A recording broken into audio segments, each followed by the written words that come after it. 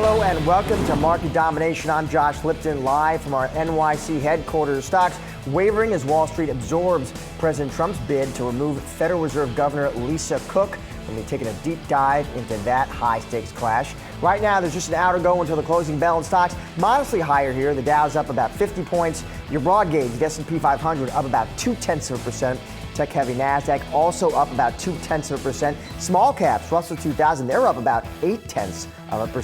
Let's welcome now our senior legal reporter, Alexis Keenan, and data and markets editor, Jared Blickery, joining us to break down all the headlines. Jared, kicking out over to you for today's trading action so far. Well, thank you. We got a little bit of bullishness here in the indices. The Dow Jones up a whopping 43 points. 0.1%. That is not a lot. And you can see a very choppy day, but this is kind of what we've seen over the last few weeks. There have been some pockets of highs and lows in momentum strength, but few and far between as we close out the month of August here. Here's the NASDAQ looking a little bit more positive here. You can see some red action in the early days, just dipped into the negative around just before the 2 p.m. hour. And the S&P 500 also up about 0.2% by the highs of the day. Not doing too much there. 64.51 is the actual level. And we'll also check out the small caps. The S&P 600, that small cap index, up a little bit more than the 500. That was up 0.4%. If we take a look at the bond market, 10-year T-note yield down just 2 basis points, and the 30-year heading in the opposite direction, up 2 basis points. So the yield curve, interesting to see that play out there. And then we have the U.S. dollar index that is down today. We've seen some bigger movements over the last few days. Looks like this is just kind of a reaction function. And let's check out the sector action and see what's moving. A lot more green than red. So an improvement off of some of the previous days we've seen here. Industrials in the forefront. We got a big Boeing announcement today, followed by healthcare, financials, tech, utilities, all of those outperforming the S&P 500 right here. And on the bottom row, we have staples, energy, communication services, and real estate pulling up the red. And let's take a look inside the NASDAQ 100. You can see a mixed board with respect to the mega caps. NVIDIA up another 1.33% or 1.25%, along with Broadcom. We saw chips doing pretty well yesterday. It looks like another day of strength for them. And we'll just kind of go over to our semiconductor heat map where we don't see a lot of red. One notable standout, that would be Intel. That's down 1.5%. But the rest of them, most of these looking pretty good here. Also want to check in on software, which has been trading differently. We see that right here today. A lot of red on this board, led by Microsoft, at least in market cap size, down about 1%. And let's finish here on the Dow, where we can see JP Morgan up about 0.75%, Cisco up 1.5%, and I'll leave it on Boeing. Boeing up 3%. Guys? And President Trump, as we're talking about at the top, moving to test the limits here of his power over the Federal Reserve. He's trying to oust Fed Governor Lisa Cook, and her camp firing right back with Cook's attorney pledging to file a lawsuit challenging Trump. Alexis, let's get caught up. Yeah, so Cook's lawyers saying that a lawsuit will be coming. We're expecting it possibly tomorrow. And market's not really reacting so much so far to that news, though President Trump has also said he is ready for a fight. Now, the likely argument that constitutional law experts tell me that Cook would make in this expected lawsuit is that the president cannot fire an independent executive agency branch member without cause. Now, the White House says there is cause. According to the White House, Cook lied on mortgage applications, saying that homes in both Michigan and Georgia were her primary residence. Now, that for-cause language, that comes from the Federal Reserve Act, and what it says is that federal board members keep their jobs unless sooner removed for cause by the president. Now, in a letter to Cook, President Trump said that the applications for those mortgages were deceitful, neglectful, potentially criminal as well. Cook has said so far there is no cause for her termination and she will not resign. Now, the reason this is a little bit of a lot of gray area legally is that as for the Fed, the Supreme Court has not weighed in on that for cause language. They have not defined it. In talking with legal experts, they say, though, that would likely be a pretty high bar and absent proof of some serious offense, which includes intent to commit, let's say, mortgage fraud, that Cook would likely keep her job. So intent being a big issue here and a really tough one to litigate at that. So, Alexis, it sounds like, listen, bottom line, as we're all trying to figure out whether Trump has the authority to fire Cook, what you're saying is, okay, it's debatable because we first have to define cause here. Right, definitely debatable. And look, there are experts on both sides of this issue legally. Some say that as for the White House, that this would amount to a really weak case. One reason is they don't think that the applications for a mortgage would necessarily amount to a fraud, even if there were 2 applications for primary residence, because in some instances, someone might very well commute between 2 primary residences. On the other hand, some think that President Trump does have legal grounds here and that there's a possibility that he could win this argument. But again, that intent element would be really difficult. You have to get inside the mind of the so-called offender and say, did they mean to intend to commit a crime, mortgage fraud, any other crime, or did they just make a mistake? So tough to get inside the mind of the person that the White House would be going after here in this case, Cook. Alexis, can you be terminated for an offense that occurred before you joined the Fed? That is a really good question. Certainly these events that are alleged happened before and kind of spilled over into the time when Cook took her permanent position at the Fed.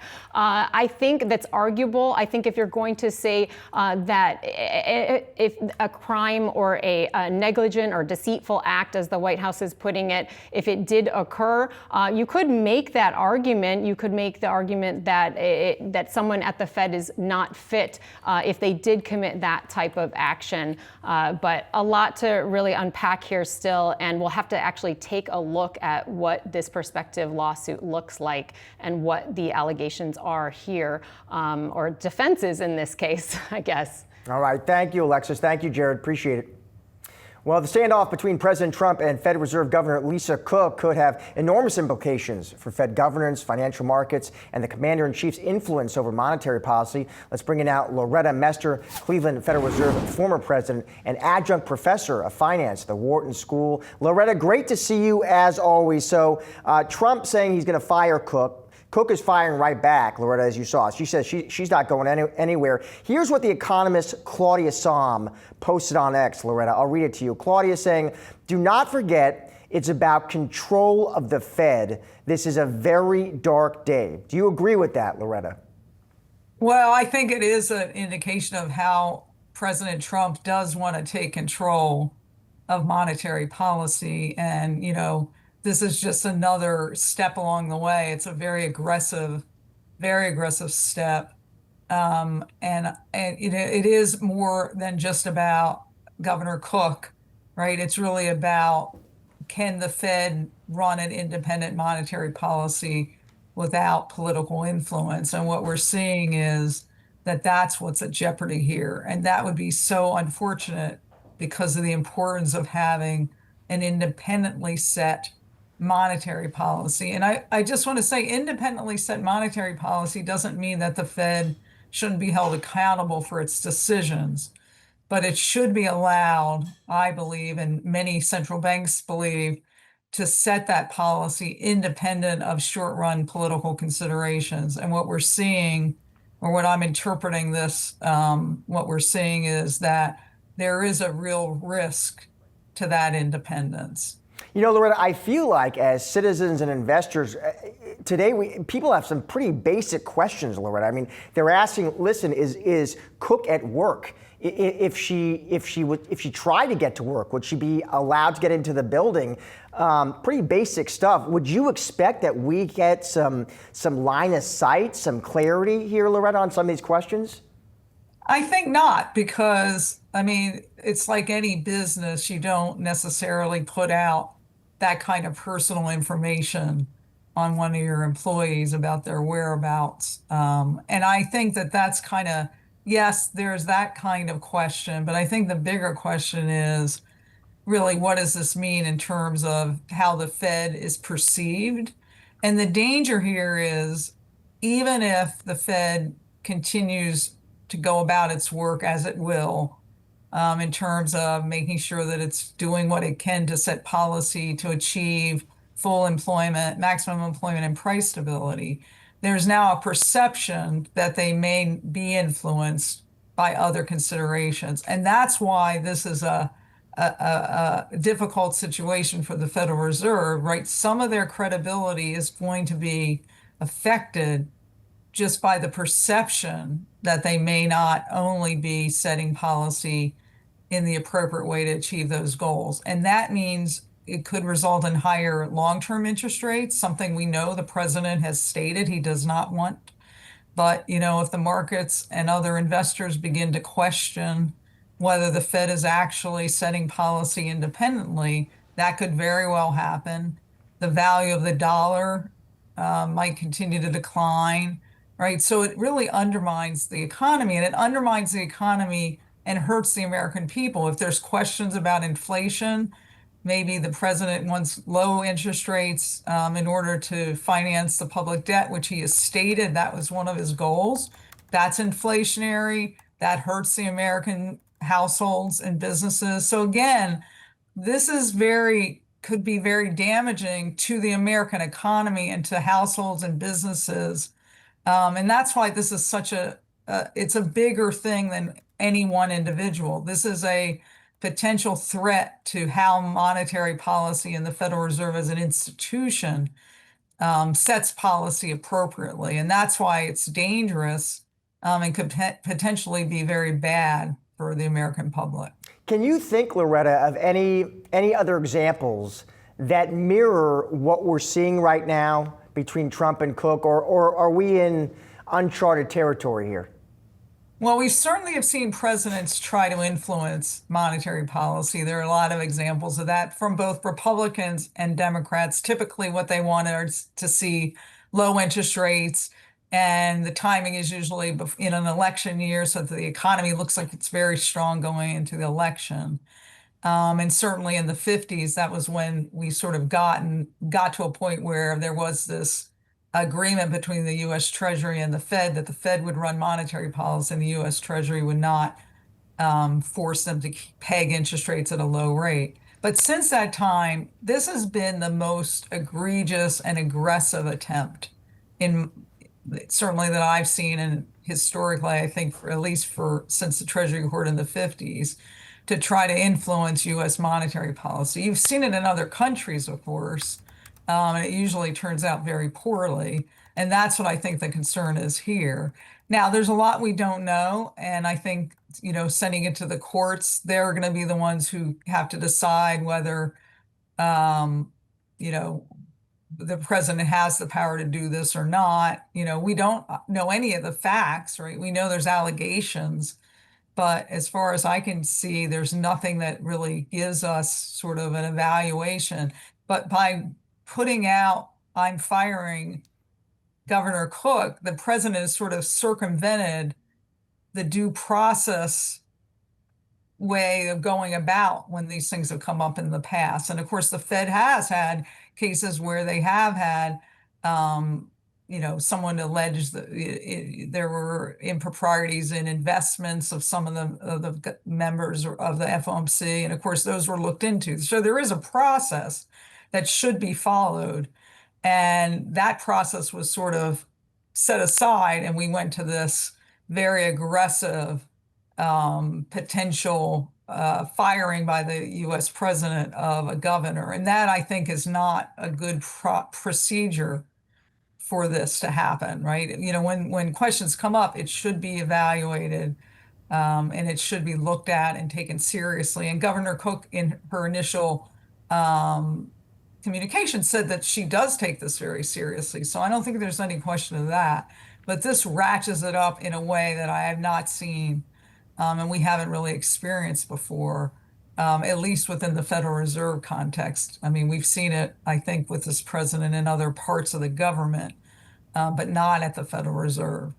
And Bloomberg Loretta, does have some headlines here. They have a statement from the Fed saying the Federal Reserve will abide by any court decision, that governors may only be removed for cause, which is what you were just talking about there, Loretta. And that is listen, as we try to figure out whether Trump does have the legal authority to do this, that seems to be the debate, Loretta. We have to define what cause means here.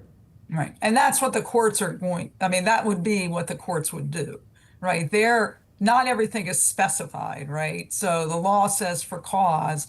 Now it's up to the court to interpret what that for cause means. And we saw an earlier Supreme Court judgment about independent agencies and what can and can't. And in there, they talked a little bit about the Fed and saying the Fed is special in some way. This will now be the courts will have an opportunity to define or interpret what cause means. And of course, I'm not surprised that the Fed will abide with what the court says. It is an institution that really does value, following the law. And so I'm not surprised at all that the Fed will follow the law.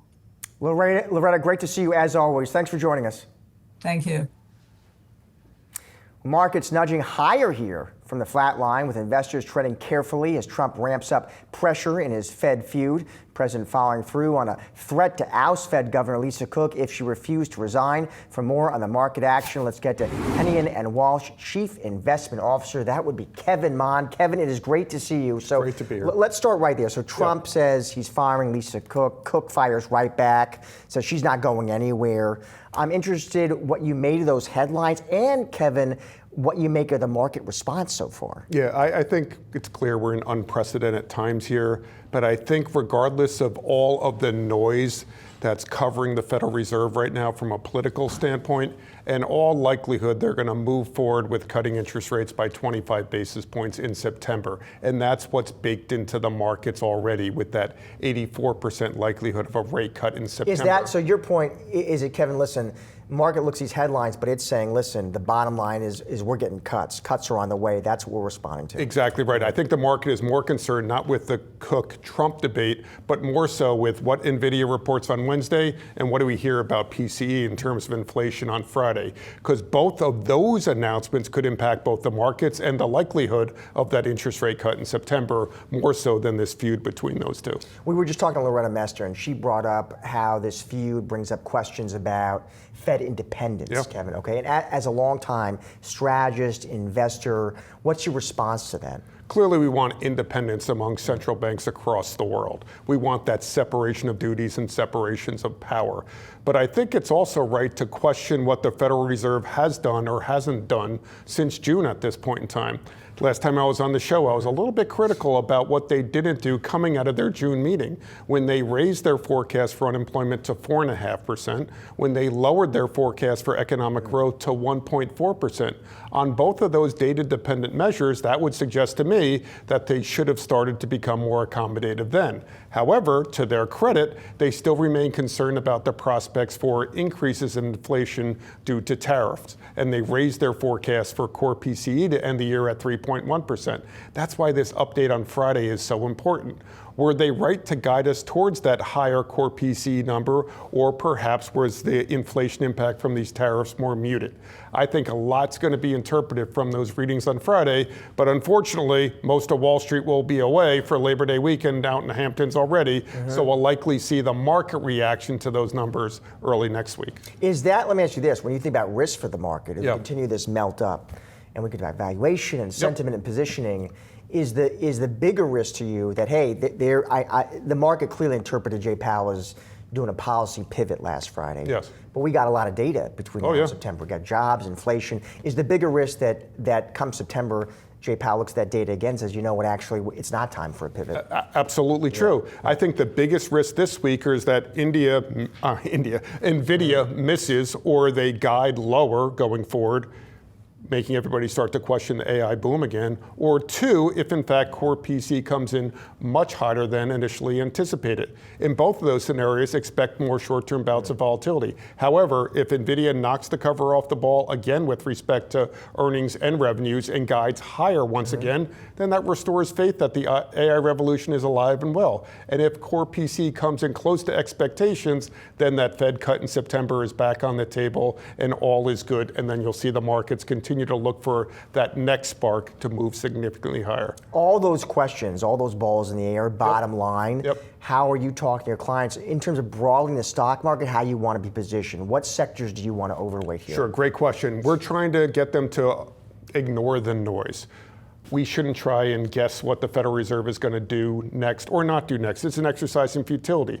But what's going to continue to do well regardless of interest rates? I think if you follow the money, Josh, that points to investment opportunities. Look at where all this massive spending is taking place in AI infrastructure and in aerospace and defense. If you look at the actual infrastructure play, you look at the industrial sector, look at a company like AECOM.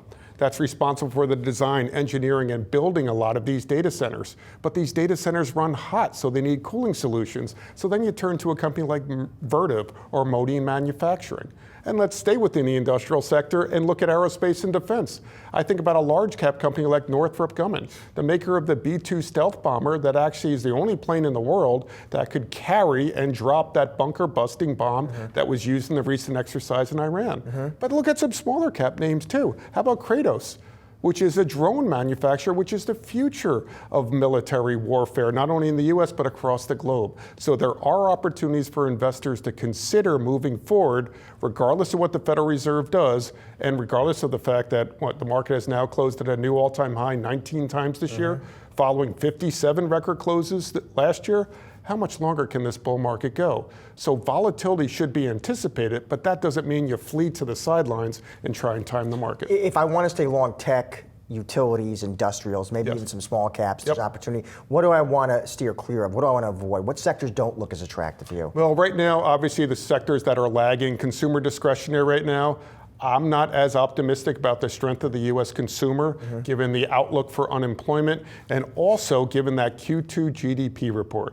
Historically, the consumer accounts for about 70% of GDP growth. In the second quarter, the contribution to GDP from consumer spending was matched by the contribution coming from AI infrastructure spending. Yeah, it's remarkable. That really gives you a pause for elation if you're investing in the AI infrastructure spend, but concern if you're betting on the U.S. consumer. So I think we have to take that into consideration, be a little bit leery in the consumer discretionary space right now, continue to potentially question healthcare, large cap pharma, because of all the pricing pressure put in on them to lower their drug prices. But that could also lead to some M&A plays with small cap biotech. So there's always a silver lining on Wall Street, John. Always, I like that. Kevin, thank you. And you're going to be sticking with us. Absolutely. We are just getting started here on Market Domination, coming right up. You may not be toasting to Constellation Brands if it's in your portfolio. We're going to explain why that stock is having a tough day. Plus, Apple is calling. It's announcing a new device launch event. We're going to catch you up on everything you need to know there. And Eli Lilly taking a big step forward when it comes to obesity pills. We'll have those stories and much more. Stick with us.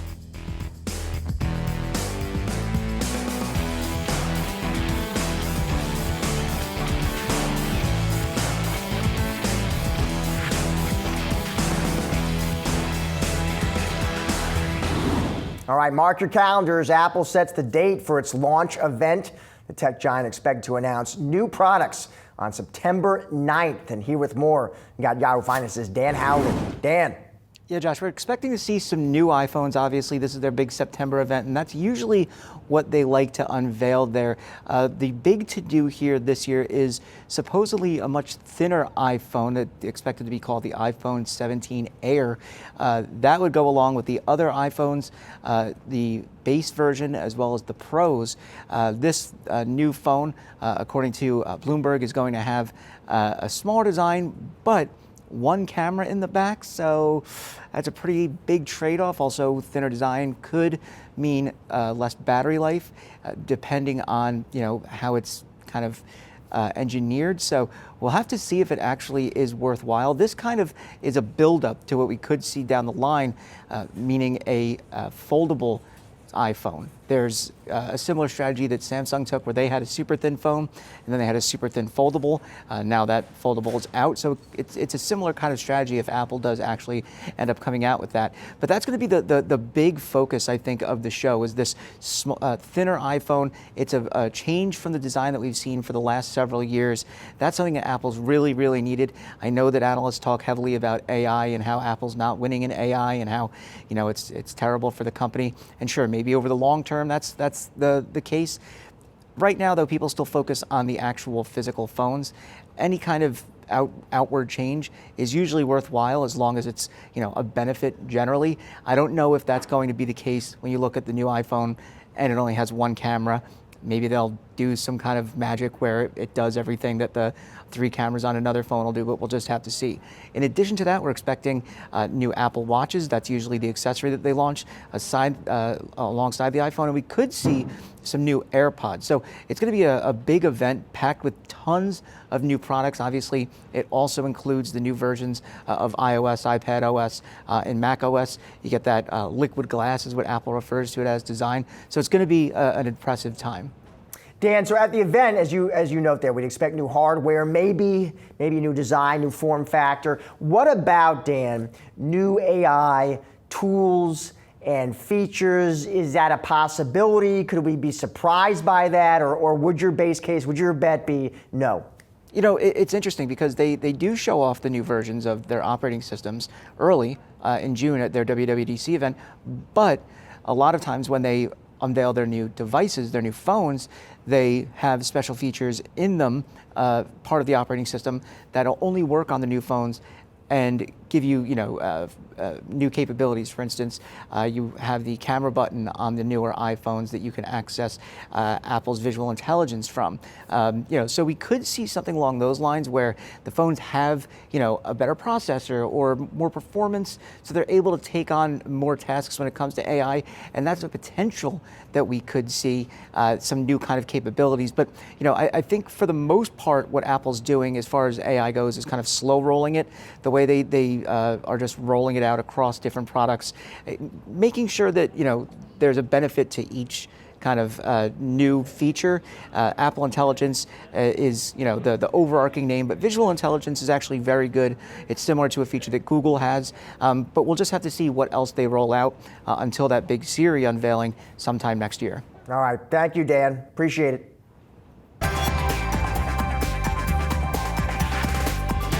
Now time for some of today's trending tickers. Hennian and Walsh's Kevin Mon join me here for a look at Constellation Brands, AMD and Oklo. Going to start off with Constellation Brands. Bank of America getting bearish on that name, lowering its rating from neutral to underperform. The firm pointing to a sales risk from soft beer industry consumption. So Kevin, this one, all right, Bank of America downgrades this one to the equivalent of a sell. Target looks like goes to 150. The analysts saying, okay, beer industry consumption remains soft. That they say creates risk to sales, margins, and the multiple. Additional risk they highlight, Kevin, on this one, continued pressure on the core Hispanic demo. They talk about declining alcohol consumption trends. They say consensus has become complacent. They say the argument that valuation is cheap, unwarranted. We should note most on the street are still actually constructive on this thing. In fact, I think this is the only sell, but what do you think? Constellation, of course, is the largest distributor of alcoholic beverages in the United States, with 84% of their revenues coming from Mexican imports, Modelo and Corona. Obviously, they're facing a couple of headwinds, which Bank of America points out in their research note today. One, according to the most recent Gallup poll, only 54% of adult Americans are drinking alcohol today. I don't know whether to believe that or not. Perhaps it's the social circle that I surround myself with. But if that is the case, how much more upside is there for them going forward? And then I also think about their distribution rights, and they're restricted from selling outside of the U.S. In a lot of cases. That impairs their ability to increase international sales as another means of diversification. So we still like the stock. We still think it's attractively valued where it is right now, but obviously they're facing some headwinds. Yeah, I mean, it's a big trend we talk about here. Folks at least saying they're not drinking as much as they used to. All right, AMD, it's getting a lift today at Truist, that firm upgrading that stock from hold to a buy. citing a change in messaging from industry contacts. So this one was interesting, Kevin. So Truist goes to a buy on AMD, Target goes to 213. Analysts saying, hey, industry contacts are saying that hyperscale customers, so those big cloud giants, they're working with AMD as a potential partner rather than simply as a price check to NVIDIA. What do you make of that one? Yeah, I like AMD. We hold them in a number of our portfolios at Smart Trust. They picked up market share over the last couple of years in the CPU business from Intel. Think back to 2018, they had about a 1% market share. Now it's about 21%. They also recently announced a partnership with IBM in terms of building out their quantum computing capabilities. So AMD is really growing in scale, and they're part of this AI revolution. Yeah, they say AMD's CPU market share has increased to 21%. Yeah. Looks like they see their data center GPU market share reaching 10%. All right, Bank of America, let's end here, initiating coverage on Oklo with a buy rating. B of A noting Oklo is well positioned to meet the rising energy needs of AI. So initiate this one with a buy. They are fans, Kevin. Of course, we're talking here about the developer of small nuclear reactors. They say it offers a scalable solution to the data center power crunch. They say nuclear regaining momentum backed by both the DOE and data center operators. So they like this one. Yeah, nuclear isn't the future, it's the present. It accounts for about 19% of the electricity generated in the United States today, and we anticipate that to triple over the course of the next decade. But everyone can't wait for the next nuclear power plant to either be reopened or built. So they have to turn to these small modular reactors, which supply them with power off-grid. Companies such as Oklo or even NuScale provide those SMR designs and are going to continue to be used more and more as part of this AI infrastructure build-out. Bank of America likes it. Target is 92.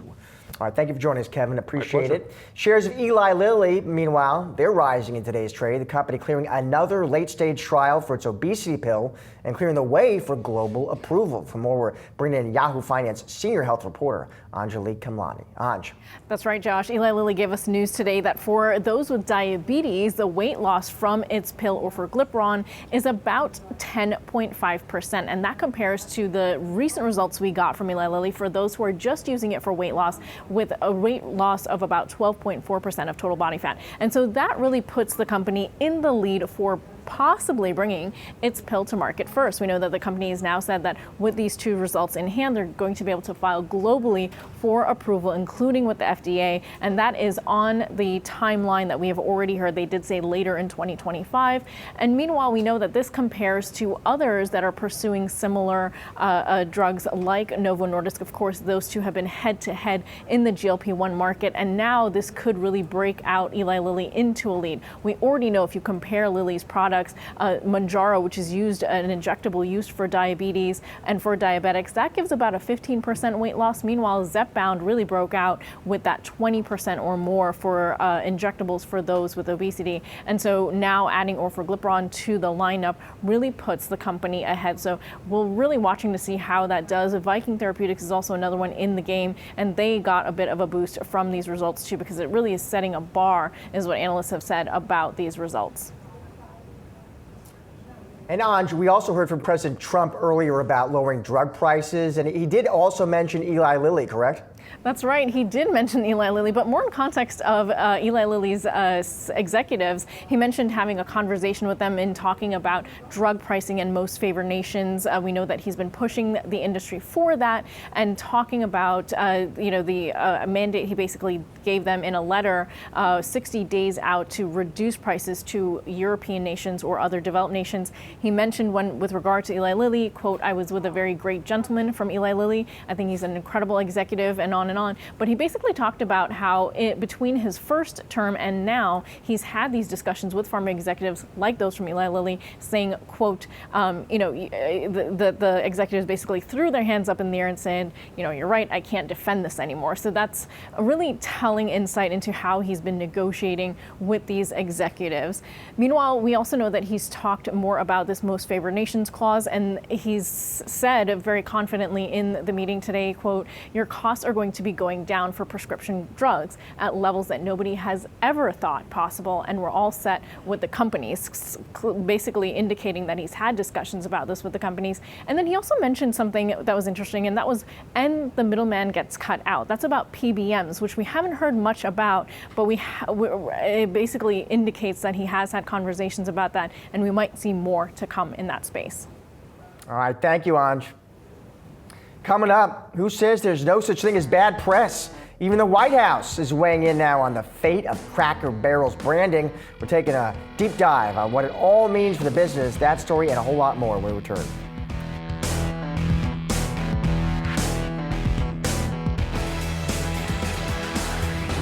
Shares of Cracker Barrel are rising after President Trump weighed in on the public backlash over the chain's recent rebrand. On Truth Social, he wrote, Cracker Barrel should go back to the old logo. Admit a mistake based on customer response and manage the company better than ever before. They got $1 billion worth of free publicity if they play their cards right. Very tricky to do, but a great opportunity.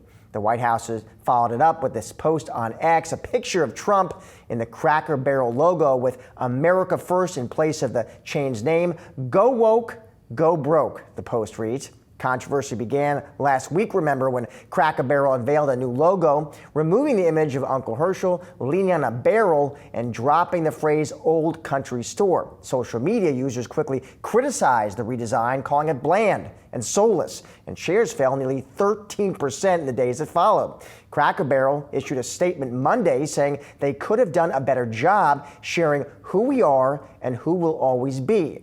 What can we learn about big brands and the risks and opportunities of marketing decisions? Joining me now, we have Marcus Collins, professor of business marketing at the University of Michigan. Marcus, it is great to see you, as always. I want to start there, Marcus, with the president's comments. Is this, in your opinion, Marcus, is this an opportunity for Cracker Barrel here? Well, it's always an opportunity, right? Every opportunity presents itself with new things. In this, I don't know if I agree with the president in this run. However, I do think that Cracker Barrel has a chance to stand for something or to bend to everything. They made decisions on behalf of the brand because of the situation it was in with regards to his business. The business wasn't doing well. And it hasn't been doing well over the years. And just like many companies who go through a rebrand, they try to signal new meaning about what the company is and its products in an effort to get new people to come. Because the people who are complaining about these changes, they probably haven't been in Cracker Barrel in a very long time. And the reason why they have to change is because people like you weren't going. Well, if I accept the idea, Marcus, they need to change. Even if I accept that, was this the right change, this rebrand? Well, what is the rebrand, actually? Did they change the logo? Yes. Do I like the logo? It's minimized, and there's a lot of minimalism that has been used by brands when they have changed themselves to be more contemporary, to be more youthful, to get new people to come in. And when they realize people who are normally coming to Cracker Barrel, particularly elderly folks, don't come to the restaurant as often. They don't eat out as often. They needed something new. What are brands by their very nature? Brands are vessels of meaning. They try to signal something about themselves to resonate in people's hearts and their minds. Sometimes we change the iconography. We create new campaigns, new languages, new products in an effort to signal something new about this brand. Did Cracker Barrel need to change? Absolutely, 1000%. Would I have recommend getting rid of everything?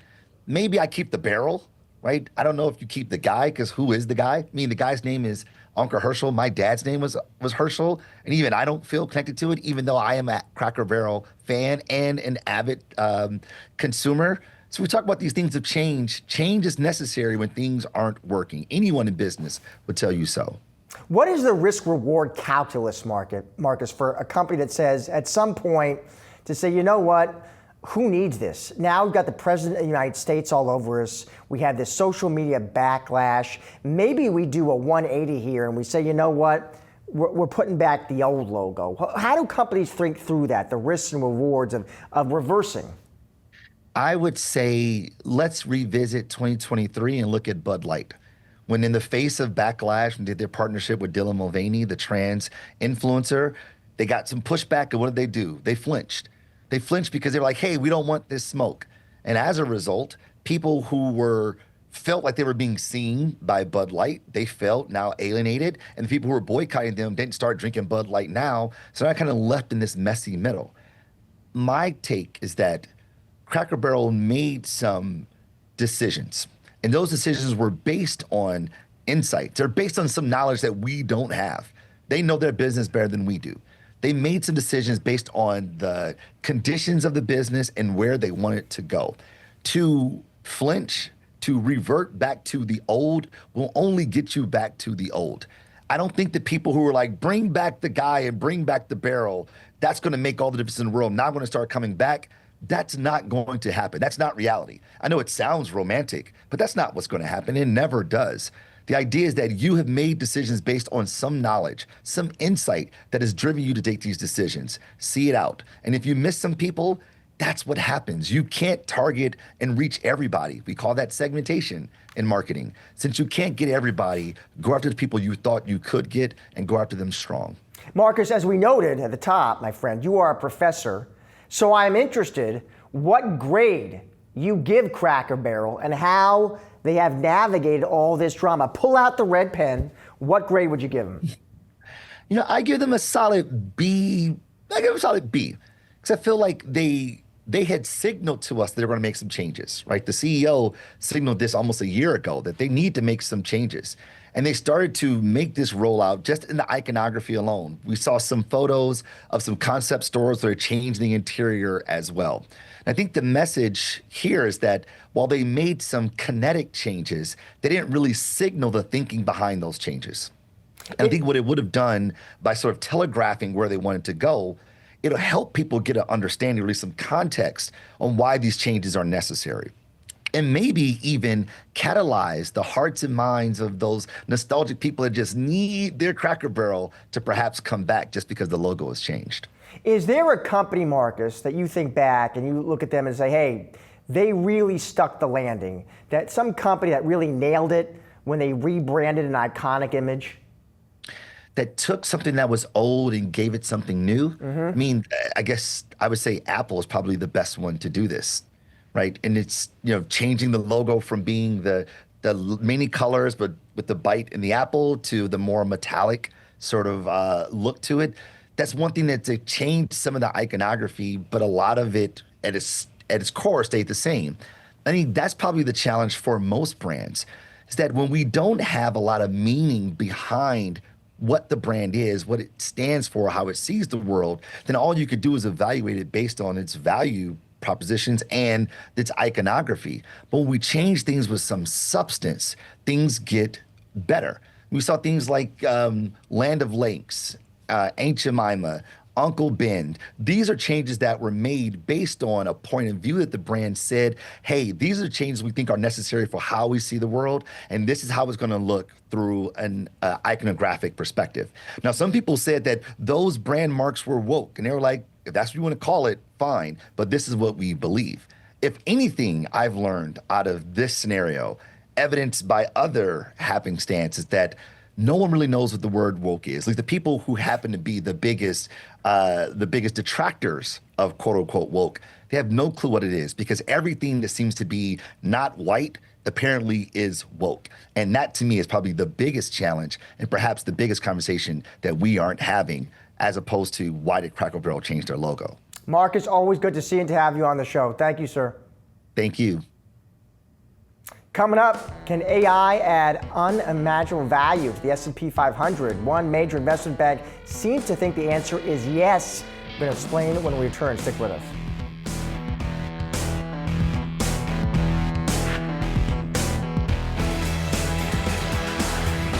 Morgan Stanley sees the adoption of AI reshaping the future of work and resulting in up to $16 trillion in market value creation for the S&P 500. Joining me now is one of the authors of that research, Stephen Byrd, Global Head of Thematic Research and Sustainability Research at Morgan Stanley. Stephen, it's good to see you. So let's start with that stat because it's a headline grabber. AI adoption, you say, could translate into as much as $16 trillion in long-term market value creation for the market. Walk me through how you get to that number, Stephen. What's the methodology?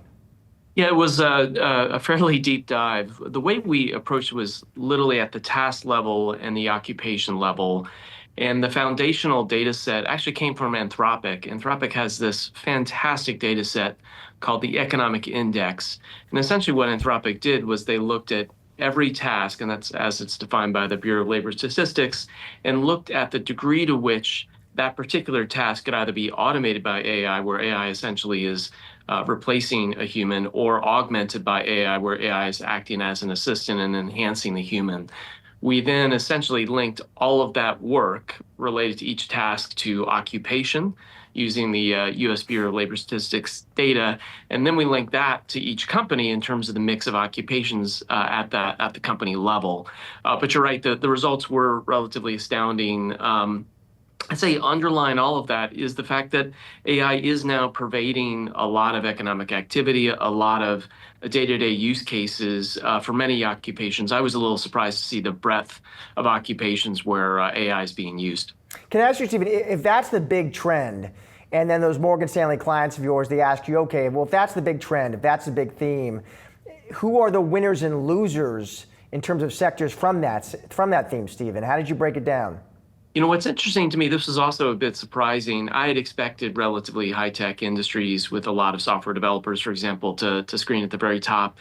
What we did, though, is we looked at the magnitude of benefit compared to the pre-tax income of the companies, which we think, makes sort of obvious sense. What's interesting is relatively low-tech sectors that you wouldn't naturally think of AI as being a first-order benefit rose to the top. A number of consumer sectors, real estate, transport, a number of heavy industries, some healthcare areas.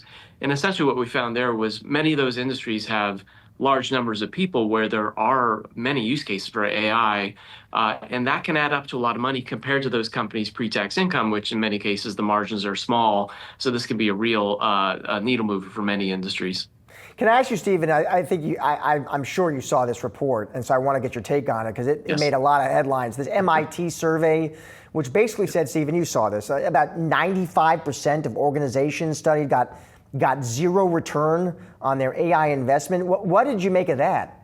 You know, it's interesting. When you look through the study, it's true, sort of unguided, unsupported pilots that they pointed out were not having strong effects. On the other side of the ledger, we did a mapping exercise of all of the companies that we cover, almost 4,000 stocks, and we looked at where these companies specifically are in terms of their adoption life cycle and where we headed, and we actually see an inflection. So we see the things going in the opposite direction from where MIT is going.